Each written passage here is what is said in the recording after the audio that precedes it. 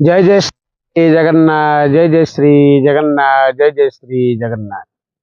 ओम जगदानंद कंदाय प्रणतार्तिहराय च नीलाचल निवासाय जगन्नाथाय ते नमः।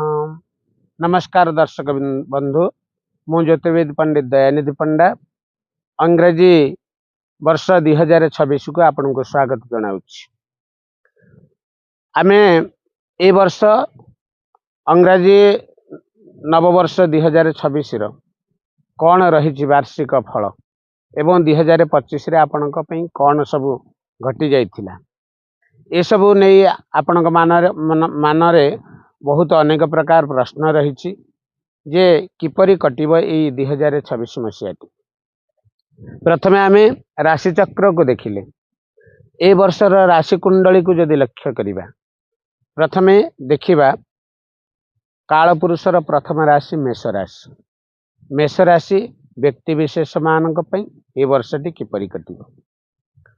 प्रथमे देखिबा चलन विषय ए वर्षर वार्षिक कुंडली कथा देखिले मिथुन राशि रे रहिछंती आपणक राशि ठारू तृतीय भाव रे रहिछंती बृहस्पति, ताहा 1/6/2026 पर्यंत मिथुन राशि रे रहिबे एवं 2/6/2026 रु ताहा कर्कट राशि को चलन करिवे एवं अक्टोबर मासरे सिंह राशि को चलन करिवे।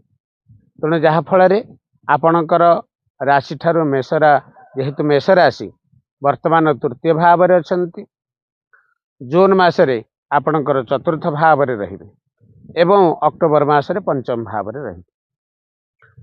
तेणु देखा गले ए वर्षटी 2026 कहवा गले तार न्यूमरोलॉजी अनुसार तार संख्या आसूची 10 जहाँकि रविंकर वर्ष।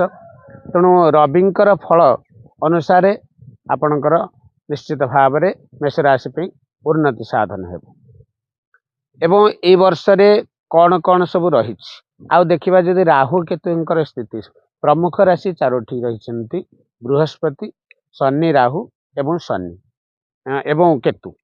तेणु शनि राहुंकर स्थिति की देखिबा, राहुंकर स्थिति वर्तमान अच्छी से कुंभ घरे अछंती एवं 25/11/2026 रे से बक्री होई मकर राशि को चलन करिवे। से भली भाव रे केतु राशि अछंती सिंह रे अछंती, ताहा 25/11/2026 रे कर्कटक राशि को जिवे एवं शनि जहाँकि आपणकर चलन होती 25/11/2025 रु